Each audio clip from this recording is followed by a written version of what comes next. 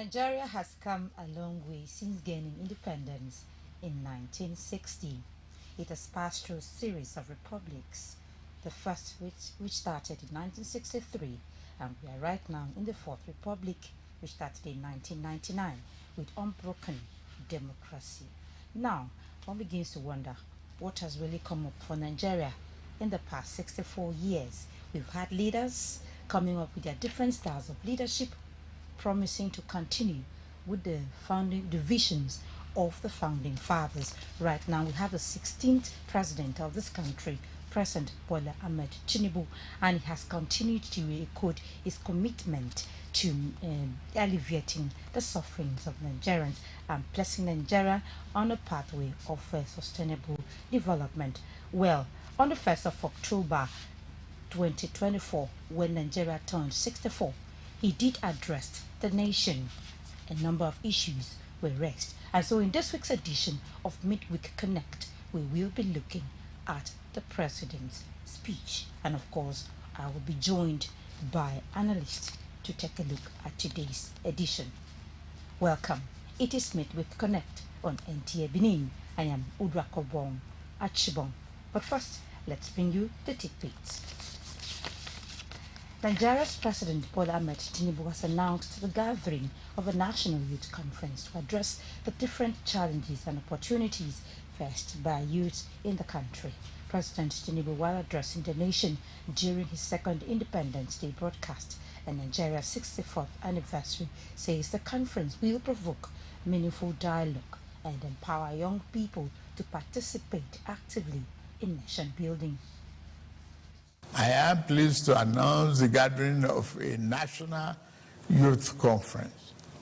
This conference will be a platform to address the diverse challenges and opportunities confronting our young people, who constitute more than 60% of our population.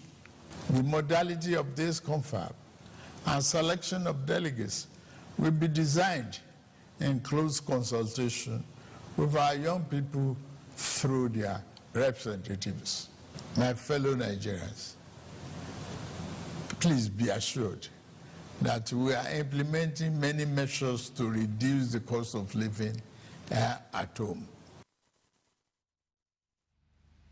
Now, as Nigerians marked the 64th independence anniversary of the country, some citizens in Edo State advocated electoral reforms through federalism and purposeful leadership as pathways to actualizing the visions of the nation's founding fathers. Others had a very wonderful vision, and the various regions, they competed with themselves, for development. And in the West, there was cocoa.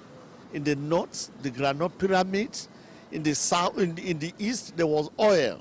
I'm not saying that Nigeria have not tried, but we are still trying period. But first, Nigeria is facing a lot of things, economic-wise and others. Nigerians, as 64, ought to grow more than this. We may not have had people that had the political will to take some decisive decisions that will help this country.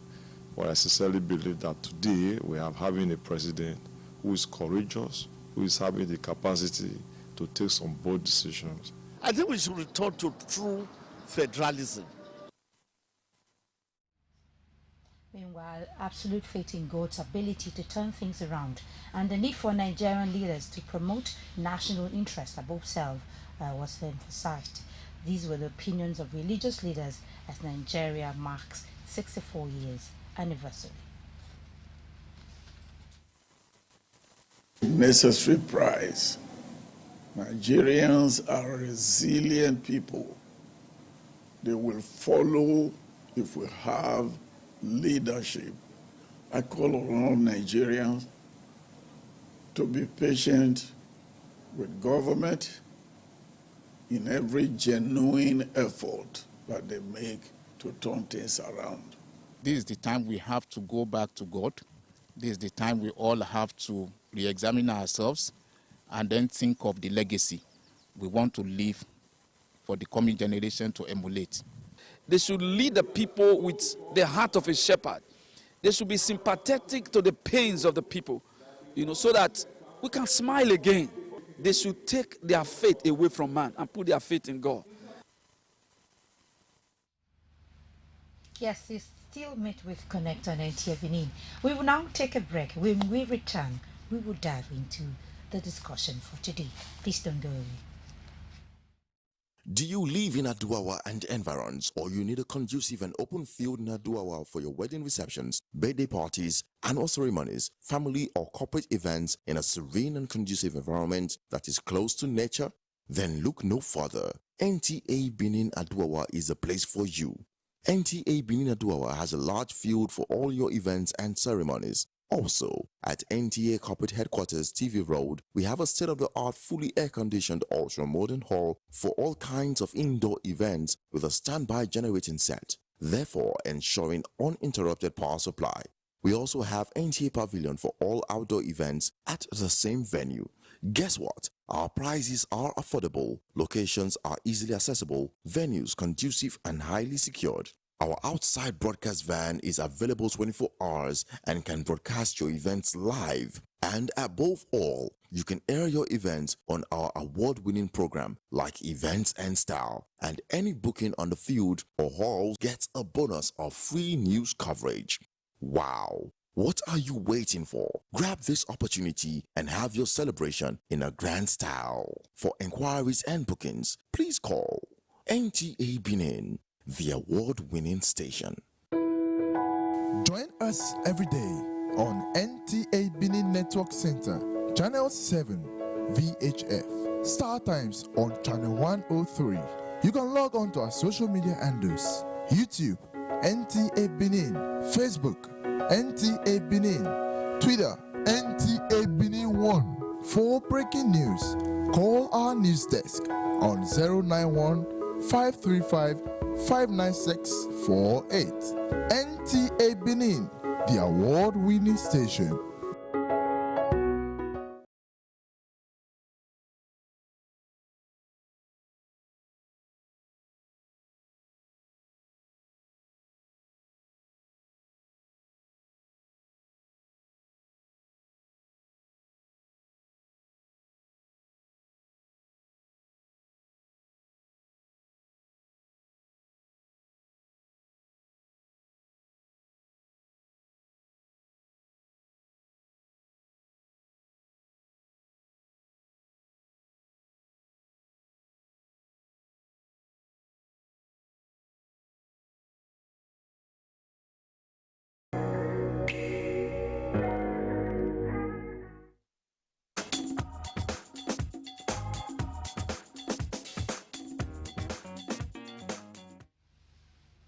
Yes, if you are just joining us, this is Midweek Connect on NTA Benin. And of course, it's a program we x-ray critical issues in the society that concerns you and I. And of course, we know the period we are in right now. Just a day ago, Nigeria celebrated its 64th independence anniversary. And of course, we are on point if we should bring up discussion about Nigeria at 64. And of course, I'm not alone in the studio. We always do have people coming here, Nigerians, to also share their thoughts on whatever we need to talk about. And today, right beside me, I have Barrister Greg Yai, public affairs analyst. He's always been coming around to share his thoughts on this program. Thank you so much for coming today. Good morning, Edro. Good morning, Nigerians. Good morning. Thank you so much. And of course, we do have St. Moses Eremusel. I think he's been here once to share his thoughts. Thank you for coming back again. He's also a human rights activist and a public affairs commentator. Thank you so much for coming to the studio. You're welcome. Yes, Nigeria clocked 64, 1st of October 2024. And of course, a lot of people have their resentment and all that, their criticisms and everything you can think of course, as Nigerians. But looking at it critically, we know that the president addressed the nation. That's where focus is on this program. He did address the nation, and a number of things or issues were raised. Let me start with you, Barrister. Listening to the president yesterday, what were your major highlights from his speech? My major highlight was about the conference for the youths, and I am focused on the youth because they are the future of the nation. And if you look at some of the things that really bite Nigerians, the youths, they are the worst hits among all of them. And that is where I believe that the president should walk the talk when it comes to the issue of the youths, because a nation has no future without the youths. There must be very concrete effort, because people might be cynical about certain things that are said, but the president should prove to Nigerians that what he has said he can do, and he can do for the youths.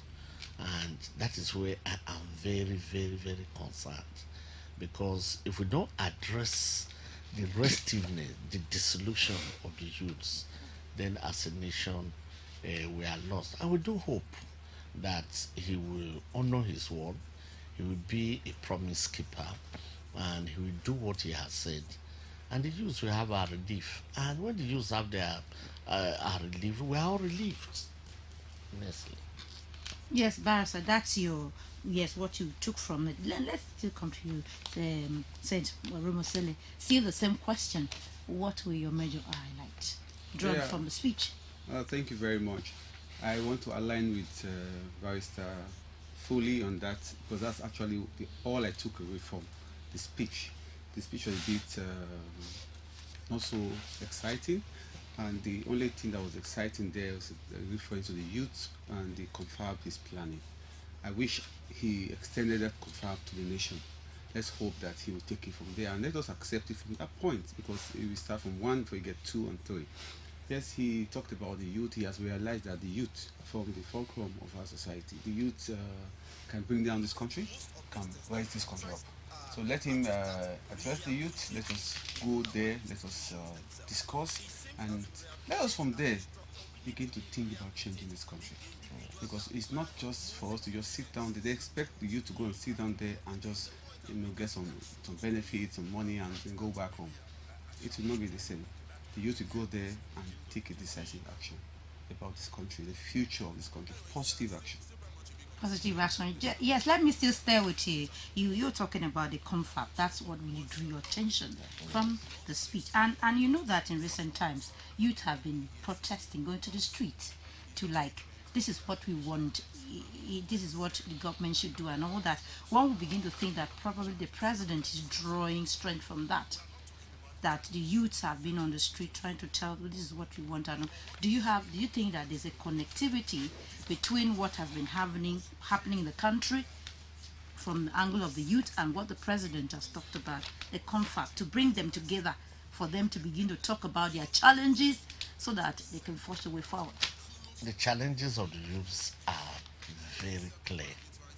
It may not even need a confab, but if he has decided on the confab so that he can aggregate the views of the youths, and so that he can consolidate them and then actually streamline them and for concrete action, that is fine.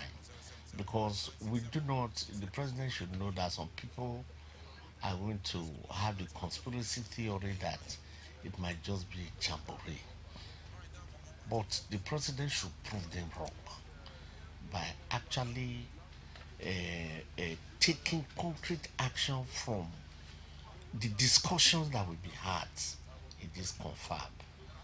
Because the problem of the youth, like education, is make education affordable, and then some infrastructure for them to be able, when we are talking of entrepreneurial skill, entrepreneurial development, skill development, they won't be able to do much of this if there is no stable supply of electricity. If I am a youth and I want to establish a hairstyling outfit, a welding outfit, furniture shop, scissors and stitches outfit, or tailoring outfit, fashion design, or whatever, or a medical lab.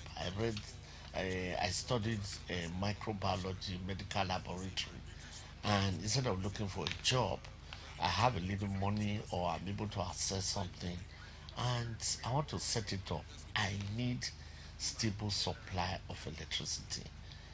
And then also the issue of petroleum products, so that if there is no electricity, I can afford a little generator to power some of the equipment in my hairstyling outfit, in my welding shop, and some other things. You see, these are things we should be looking at. And then we should compel the multinational companies to at least reserve a percentage of their employment for qualified youths. I mean, it's very, very important. And we should open up employment opportunities, because everybody may not be able to start his own outfit. And then you should be given, access to loan, soft loan packages should be given to them. And I offer a suggestion. There are people who are in youth service. What prevents the government from paying them maybe a little bit more, and then you set apart a part of the money for savings? We want to commend him for increasing the of course he has increased it. NYSC allowance. Yes, he has. So my own daughter will benefit from that. I think they can save from that. You are talking about saving and all that. You see, 77,000. You know the present situation in Nigeria is at least we start as a young I mean, if they are given, let's say 200,000, 150,000, wait, and then you say we are going to compulsory savings. At the end of your service year, we will give the money to you. If you want to go and set up any little thing, you can do so. I mean, it's not too much, because we have to invest in our youths to harvest their trust, to harvest their patriotism, to harvest their commitment to the country. And if you do that, we're actually making the youth an employer of himself, and possibly an employer of other people as the business develops. So I think it is not too much, because if a graduate is given 150,000, is it really too much? And then you make part of it the compulsory savings, and at the end, when you are going away, take this. Maybe you want to rent a shop, you want to buy a machine. I think it will be something good. Yes, you've talked about empowering youth. Of course, when the youths are employed, you draw them away from societal crimes and all that. Vices. And then that's what the president in his speech did say, that the CONFAP aims to address issues of employment, education, and security matters. Yes, but the president has come to you, Mr. Rumusele. The president did say, yes, in doing this, the selection process will be done. We have to consult with the youth through their representatives and modalities to organize this CONFAP. And we do know, and this has raised interrogations. People are asking, how would the selection process be like? Because how would the common man on the street be represented? Or are we going to see it as a jamboree or something? So I throw it to you, looking at the selection, how should the president go about it in talking about the selection process to ensure that a whole lot of the youth, all sections of the youth, are being represented when this CONFAP would have come up? Thank you very much for that question. That question opens up a can of worms. I opened up by saying I commended the president for the thoughts about the CONFAP. They have a problem, and that is the problem you just highlighted, selection process. And the truth of the matter is that I didn't want to admit that right now, but I'll just have to open up. That CONFAP itself is good, but the idea behind it that we'll soon see is actually to distract our youth. Why do you say so? Good. Now, the distraction is the youth are all over the streets. We are protesting, and it will soon go over the board. Now, they need to create a problem among the youth. And you now say you want to hold the CONFAP, knowing fully well that they will never be able to call the youth, the real people. And now they will not call their own people, and then the real people are not there, 10th of January.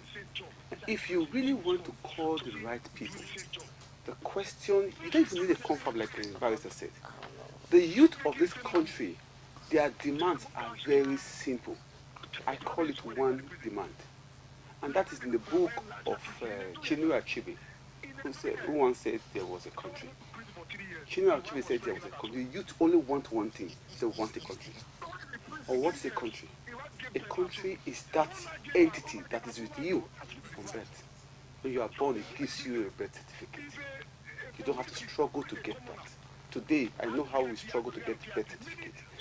The country is that entity that is with you when you grow. You go to school compulsorily and free at the basic level. Luckily, we have that. Now, a country is that will be with you when you are no longer with your parents. When you want to go into university or you want to learn a skill, the country as of today is not standing by that. There's a provision of our constitution that says education will be free at all levels. I think Article 17 or 18. At all levels. Like it is in Germany. In Germany, it is free. Where I was, it is free at all levels. Even in the university, you get paid to do your PhD. It can be free. Anybody tell you that it should not be free is lying to you, because it is free in Europe. So they cannot be telling us it cannot be free here in Africa, where we have more resources than them. The country is that will give you a skill set that if you cannot go to your university and want to learn a skill, the country will give you the support. If I finish university, I have corporates I've worked in my company, for example. When they finish, I imagine how they live. When they leave the service, in 1 month, they are shrinking again because there is no country that is preparing for them. I will use this opportunity to give a suggestion to our federal government. Now, you are paying 77,000. Good, clap for them. But I won't clap so long. This money should be double. But it should not all be paid at once. 77,000 is paid by the federal government because these people are our people. Half of that amount will be paid by the state government by legislation that should come. The other half will be paid by the local government or the PPA. And this money will be saved up for them.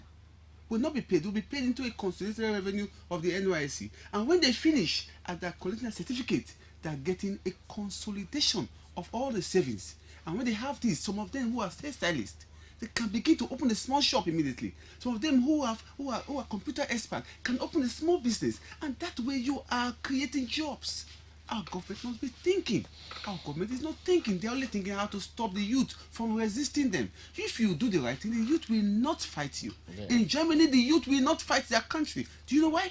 Because if you have no job in Germany, the government it is duty. It's a law, the social code in Germany. It's the first constitutional provision that everybody in the country has a right to benefit from the social code. The social code says anyone who has no job, it is the duty of the government to give him job.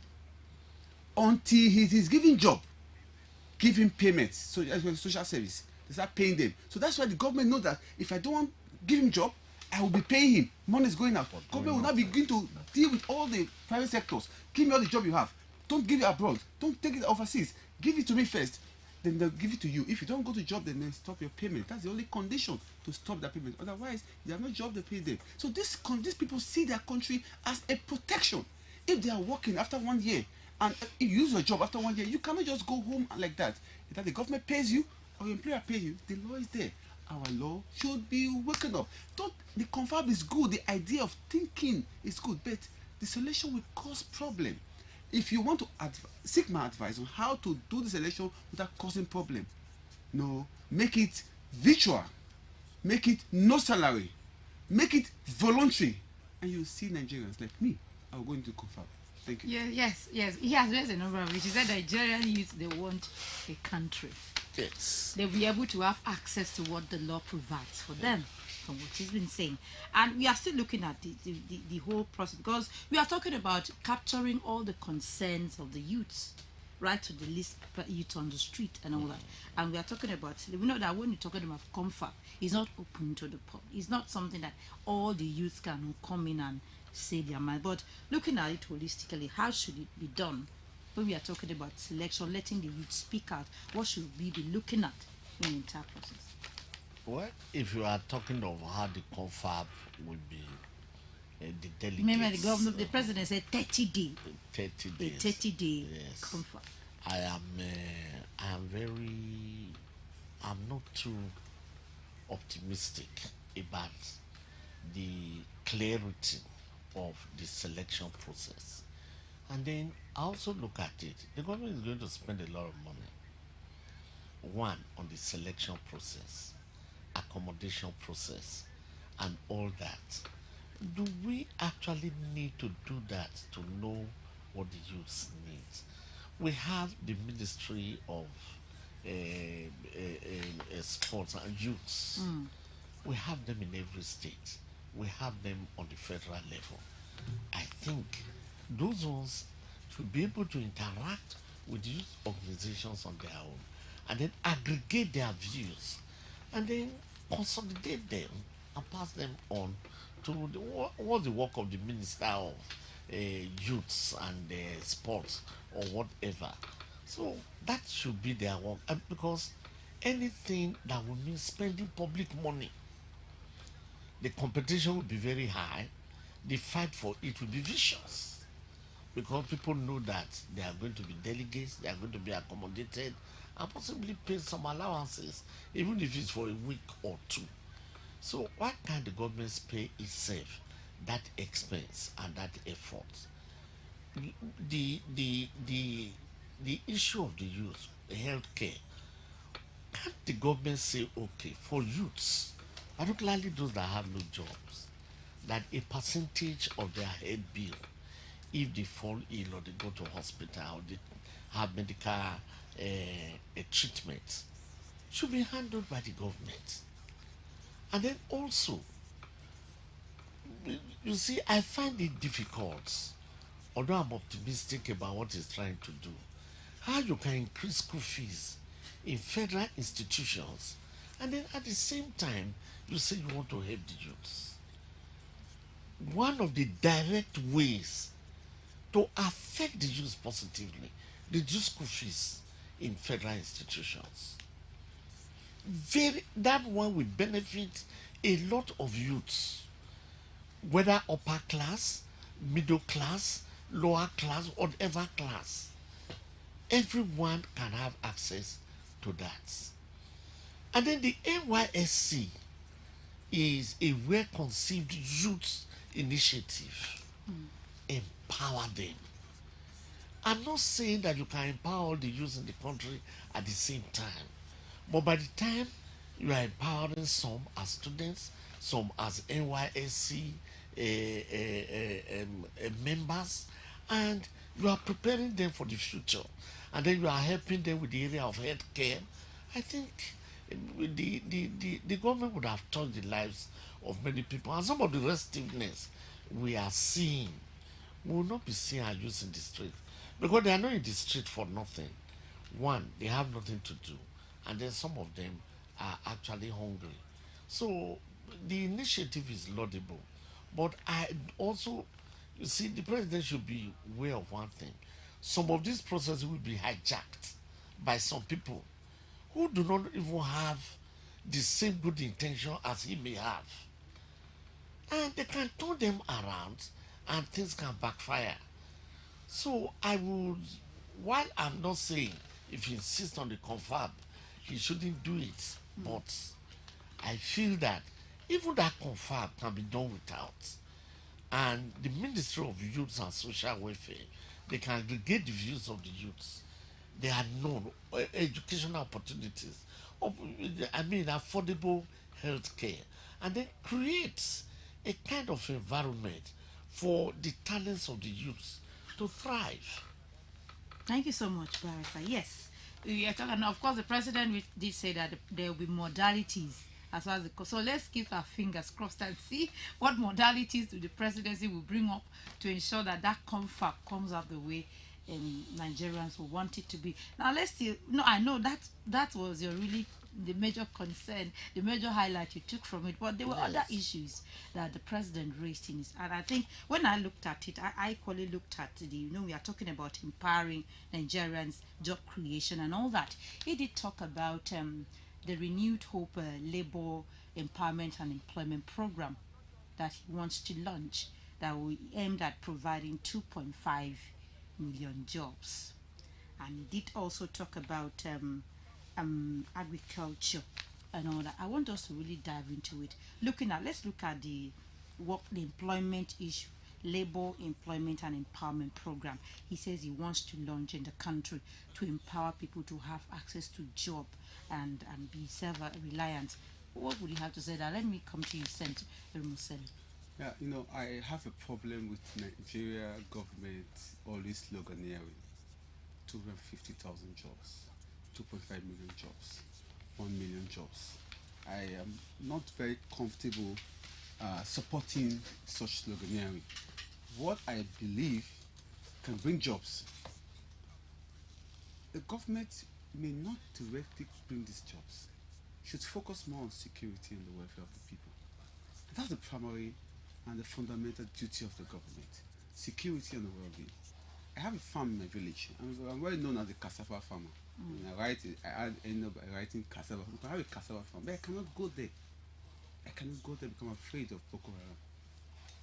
But the president did And now say that that's supposed to be a job. security, If he has really first it. That we are talking about over 300 commanders and all that have been eradicated and all that, and that farmers can now go to farm and all that. Don't and you, let the do you president agree come with to Benin from Abuja unaided because the security has been done. Let him just travel with two vehicles, just one and this other vehicle behind him, and travel from Abuja to Benin. And I will believe that security is good. I'm not talking about Meduguri. So let's stop believing fantasies. We have believed so much. That's why we saw an election recently that many people don't agree with. Structures should be put in place. Stop sloganeering. What structures do you think? Structures like Independent National Electoral Commission should be left alone. Structures like the Nigerian Labour Congress should be left alone. Don't destroy their organization because you just don't believe in then you pursue the leader here and there. No, that's not necessary. We need to allow structures to function. When a country is functioning on structures, everything will fall in place. When you want to function on control, except you're in China or in Russia, you cannot really control these things. You cannot really influence the way people think. Let people disagree with you. Let some state be lost if the people don't want to join you. You must not bring everybody into one plate. That's the beginning of our nemesis. The president may mean well, but unfortunately, because I want Edo State in the back, I want Anambra in the back, then you begin to destroy the structures of state. And when the structures are destroyed, security will be destroyed. Look at the Benin now. There's traffic everywhere because they say they want to do election. They drove away the security people that were helping the police. They drove them away. They're not anywhere. This insecurity is growing. These are not necessary. Politics of this partisan politics is our problem, not this 2.5 million jobs. For me, it's sloganeering. It doesn't work. It should allow INEC to be truly independent. Thank you so much. Yes, before I ask you a question, based on what he said, it's a phone-in program. Guests, our viewers out there, you can call into the program and make your contribution. The number to call is 0703-695-7086. I repeat, 0703-695-7086. Yes, Barrister, he has mentioned some. He's talking about election and the president did say that the 2023 election did really show the level to which there's division among Nigerians on election matters, probably the process and everything. And then it brings to mind a lot of Nigerians are really saying they need to really look at the electoral process and all that because people seem not to be aligning with what is really happening in that sector. And he's talking about aligning structures to work and all that. What's your own take on it? That's a very dicey issue, and then this is a federal government-owned media, and I know the rule about media ownership, and then what should come out of it. But even at that, we should look at the major problem of this country has been election. Let's see where we have a caller. Hello, good morning. Yes. Is that a caller to the program? I'm calling from Benin. Yes. What's your name, please? My name is All right, let's hear your contribution. God bless. Concerning the security matters. Yes, speak on. I think we have a network challenge there. Yes, he wanted talking. I hope you call back and still make your contribution. Yes, Barrister, you want something? The bedrock of democracy is free, fair, credible elections. And it should be simple. And it's not rocket science. And the INEC should redeem its name. Conduct elections, tally the votes, and then announce the votes as they came from the polling units. It's very simple. India is now the most populated country in the world. They have overtaken China. You know, we are talking of billions or hundreds of millions of people voting. And they don't have this kind of acrimony and disaffection when it comes to election. I know that in democracy there has to be disagreement, but we must be very careful. What caused the crisis in the First Republic was issue of election. What led to Shagari being overthrown was issue of election. I mean, we should get it right. INEC redeem you. If you are an INEC official and you are not allowed to do your job, must you stay and die there? Resign. Resign.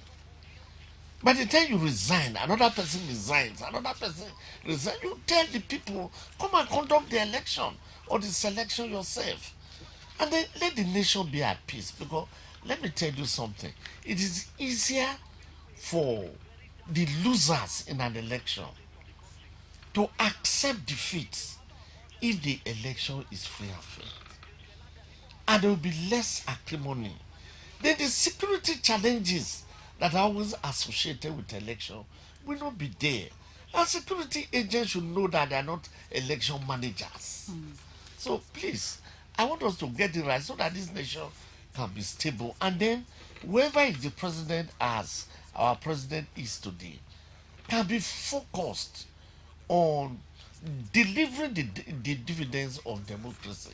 Because if we are divided, no matter how well it means, you know, it might not be able to carry everybody along. But since he has said he has worked on that, we Nigerians are waiting.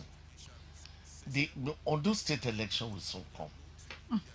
Yes. All right, we are talking about election. Let's still look at the president's speech. We are talking about creating an enabling environment for Nigeria to thrive business-wise in whatever they need to do. And we did hear the president say that there's this economic stabilization bill that intends sending to the National Assembly. And when passed into law, it is to look at the issue of taxation, reduce tax burden on businesses and the workers and all that, to make that business environment to be friendly for Nigerians. Coming to you, Senator Musele, what's your take on this? We've been talking about, of course, we know right now the economy has issues. A lot of things are sprung up in the economy. People are complaining, high cost of living and all that. Businesses are not thriving and all that. And you do have the fiscal and the monetary policies. People are saying it's staggered. It's not really working together to ensure that a lot of things are done in the country. The president is talking about economic stabilization bill. To what extent should they take it to? If you want to have I have not seen the bill. I will not be able to talk about the bill. It will be sent to the National Assembly. We are looking at economy. Yeah, what should be addressed in the economy? What should be addressed in the economy are the basic things. First thing is the security.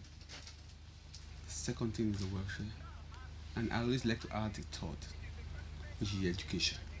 Government should focus on these things and create these things. Will create enabling environment. Don't interfere in independent structures, and you see that the economy will begin to move in the direction that it ought to move to. When you try to alter this, alter that, and make sloganeering economic stabilization bills. And yet you're not controlling the way our naira is. Our naira is not protected. Our naira is allowed to float You are telling me you want to economic stabilization. What are you? You can't be floating your currency in a competitive economy when you have no structures to protect your currency. These are some of the economic destabilization structures that are in place. So government should go back, sit back, call opposition. If I were a governor today, 40% of my cabinet will come from the opposition. You know why? What? I want to see what's happening. I want to unite my country. They call it sometimes unity government, but it makes sense everywhere because we don't have the absolute majority in the first place. You see the presidential election, for example, the president got to become president with less than 40% vote. That's why some people thought it was a rigged election. It may not have been rigged in that sense. He didn't have most Nigerians didn't vote for him. Those who voted against him. How do you know that most Nigerians? Well, I mean that yes, it's the statistics. We have on ground. Let me don't be. I know you're in your. No, we should talk based on statistics. Statistics from INEC. His vote is not up to 40% vote. He won because he got 30-something%. The one got 20. So small. Nobody got a clear majority. Nobody got 45%. So in Europe, you cannot form a government. You form a coalition. That's where I'm coming from. They say he changed the figures. I'm working on the figures that they gave us. He didn't get 50%. A victory should be 51%. Then you see that everybody know that this is what we voted for. Because it's less than 50%. Majority will say we didn't vote for him, not knowing that the number was actually correct. It was less than that. Away from that, let's go back to the question. Yes, economic stabilization bill. The concept is good. I have not seen the content. The president should do well to show us this and also show us how it's going to benefit the workforce, how it's going to benefit investors, how it's going to benefit local investors too. Because most of the time we talk about foreign direct investment and not talking about the local investment, the reinvestment. The president did say that he has paid a backlog of about I think $7 billion and all that. Oh yes, foreign direct investment. Good. You should invest more in local investment. The real investors are your locals. Dangote, for example, is an example of how local investors can change their country. All foreign direct investment never gave us petrol. All since I was born. But the first one we are seeing a petrol refinery, the first one is Dangote. Why? Because he's a local person. Okay. So we need to invest in our locals, allow them to thrive. Don't kill them with taxation. How should we allow them to thrive? Taxation. I'm a businessman, for example. I have all manner of taxes coming to me. They come like bees. The local government will come with that tax. The state government will come with that tax. The FRS will tell you that you have to pay your annual returns. You get confused, and they come with other tax. One come with signage, one come with this, and nobody is even coming to tell me how to tar the road to my business, or how to remove the gully in my frontage. I think when Nigerians, I'm not cutting, are really not really satisfied that we know taxation in every country of the world. Taxation is really, but I think what the outcome of it is what really Nigerians are like. Why are we not seeing this? And why the taxation and all that?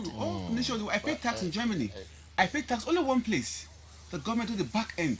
They do the sharing here and there. Your tax is your number. Everybody, the first thing you get in the country, in Europe, is your number, your tax number. You may not even have a document. They'll give you a tax number. So any income you make will go into your tax. They'll be able to assess you. Right now, So you are trying to say that the taxation system should in be the unified. country It should be has organized. Yes. The system of taxation. Everybody comes with all manner of taxes and levies and rates, and there should be a unified system where when I come to do business, I will pay this if I'm this kind of business. I think what the president is trying to address. Yes, he's doing that. I saw that in his speech. Yes, he said he wants to reduce the taxation burden on Nigerians so that it's too heavy. Business can thrive. And conclusively on the economic stabilization bill, I think the concept is good, but they should work it through the government and the opposition. They should not only listen to only their government advices. They should listen to what the opposition are saying and let the public make input, not just ceremony. Let them take the input of the public and make a better bill so we can have a better country. Whether I like it or not, this country is our country. Is our country. Yes, barrister. He has said something, but I want to draw your attention to what he equally said about food costs. He did say that, yes, he understands that Nigerians are battling with food costing. And he did say he had to commend some governors like the Jigawa, Niger State, and other states, the southwest states, and said they are really keen into federal government agricultural production plans. And he did say, talking about mechanized farming in the country. And we did say, to what extent can collaboration help? He was even saying that governors of other states should join the federal government in boosting mechanized farming. And we are talking about collaboration. From what he said, we can see he's talking about collaboration if things should work. To what extent can collaboration boost the agricultural sector? Because that's where we seem to have problem in the country present. Yes, when we are talking about collaboration, it should be genuine. And political coloration should be removed for there to be stabilization. Let me give you an example. This federal housing estates, not far away from Bodley, was built by the federal government. You know, that was NPN, and then UPN was in power in the states. UPN gladly gave them the land. And then, even at the time, Ali had to query the NPN members. Are you not bidding for contracts that they are bringing contractors from Yola? Can't you bid for contracts? You know, are you not qualified? You are members of the party, so that you can build up your own state. And that was wonderful collaboration. You see, though the parties were different, this state was the first state that Shagari visited after being president, though it was an opposition state. You know, there was this idea of collaboration. If we remove political coloration, then collaboration would be very, very possible. And I would urge that they should not give some of this to portfolio farmers. A lot of times we do hear of portfolio farmers. Who are these portfolio farmers? Portfolio farmers are people who are farmers on paper. Their companies are registered as farms. But you tell them, come and show me your farm. I have a fish farm. I have a little poultry. I am a lawyer. I'm a pastor. But I can point to, if you go to Uti, my fish pond is there. But there are people that receive grants for fish farming. They don't even have a pond anywhere. They are just this on paper, and then they use the money for other things. So they actually, at least, I produce fish that I sell, that I eat. I produce some chicken that I can sell to other people, and I also eat from. So this, it should not allow the policies to be hijacked, and it should actually trickle down so that the whatever investment he has made, either in effort or in money, will not go down the drain. And at the end of the day, people will say it was just a slogan. We didn't see anything. I think it has to do with portfolioing who are really the farmers at the state level, because he's talking about governors coming. I think governors, don't you see a situation that they are not really doing what they ought to do? When you are talking about you want to boost agriculture, and you don't really know the persons you are dealing with in your confines and all that, to know how you should access them and help them. What can governors be doing at this level? We are talking, a lot of times you pass through the land, you see arid lands, you see greenish vegetation and all that. And you begin to wonder, what is the state governor majoring on? What is our comparative advantage in our different states that government seems not to give attention to? I am very worried, because in the Awolowo days, we grew up to meet a lot of agricultural settlements. If you went to Ekpoma, the Ukun settlement was there. I remember a place like Obidu. We were taking on a little class excursion, to go and see poultry farm, tomato farms, and all that. There was really nothing that we're not producing. I don't know what happened. Because you begin to see agriculture is really something that if it is being taken care of, you see when food, like somebody now said, we have some fruit in season, now inflation may really come down because this is harvest time and all that, and people that are harvesting crops here and there. But at the end of the day, we still fall back to where we are. Things are still the same agricultural wise because we don't have this, is like president say, mechanized farming. I come to you, mechanized farm, being able to, like, we don't have produce at the time we have them. When it's no more time for it, we don't have them again. If we don't have mechanized farming, if we don't have storage facilities, and then if we don't have processing facilities, look at a lot of rice produced in Ekpoma. Sometimes some of the rice cannot be processed. People are still processing it manually, locally, like subsistence farming. There are areas that you can identify that they produce a lot of things. Go to Iho, fruits, plantain. Go to Uromi, you see oranges. Go to Ekpoma, you even see cows. A place like Irekwe, there are you see, all over the state and all over the nation, there are places that you can actually identify. But I think the government needs to interact with the farmers on the field. Yes, interaction is very, very important. Yes. Let's come to you. Yes, we are way of wrapping up. We know we don't have much time again. And the president did said, yes, he acknowledges that there are challenges and Nigerians are struggling and all that, but that everybody should believe that we are going towards a sustained future and should work together with government.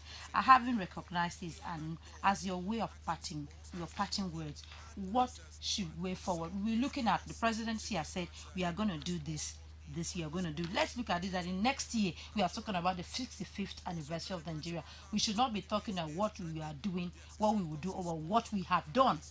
What should the federal government be looking at? Yeah, my parting words is that Nigerians should begin to think more about what we can do for this country, what we can produce for ourselves, for others, and strive to push the government to help us to build storage, processing and marketing. These are things that we may not be able to do. From the agricultural point of view, he was talking about, like in Emohi, they produce pineapples and they all waste away. A sensible government should think about how to get pineapples farmers, not one, not two. If you want to avoid ghost farmers or these portfolio farmers as they call them, what you need to do is to get collection of them, more than 20 of them, and get this business administration experts. Let them be the head of the business. They form a corporate society, include government person as the manager of this farm, and working with them and fund this farm. You cannot fund individuals, you will lose the money. You don't have a database that's reliable. Even our any database is not even reliable. So we need to work with physical structure like this. And then they build something like a farm settlement in this area. Farm settlement, that's government duty. Get them together, fund not one person, fund a collection of more than 20 or 100 people, managed by somebody from government, experts, not just a government civil servant, an expert, a business administration who read this, who studied this, and build this, and then you report to government. So everybody's working together, everybody's watching each other, and we are getting something. And then that way, your government will not end up by building a processing factory. They cannot build this. Site is close to the industry. Don't put it in Benin when the factory is in somewhere or another local government. Don't take the. Let's just go beyond partisan politics and let us build a country that our children should be proud of. We are not proud of Nigeria now. So our fathers did not build a country; they destroyed one. But we hope that we will not repeat the mistakes of our political fathers. That's where you build it up from hope. We should hope that even though we have not gotten there, but we'll definitely get the generations after generation. Your parting words, Barrister, I think the government should show us, and government officials should show us the example. Because if there is a difference between what they are saying and what they are doing, it will be very difficult to sustain the hope. Yeah, thank you so much, Barrister. That means of Nigerians, yes, he said we are patient people. We should continue hoping and believing that the country will be better for every one of us. Yes, that has been the size of our program this morning. I'm so glad we had you around to tell us to share your thoughts. Barrister Greg Iyai, thank you for coming to the studio. We always look forward to having you around. And of course, St. Moses Oromo Sele, thank you for coming around to share your thoughts. We look forward to having you some other time. And to you, our viewers out there, that's how it has been. Let's not lose hope in this country. It belongs to every one of us. Government has its role to play, and individuals too, we have our roles to play. And at the end of the day, we believe that we will be happy that we have a country called Nigeria. Thank you so much for being part of the program. Till next week, when we come your way with another interesting package. Till then, do have a wonderful day.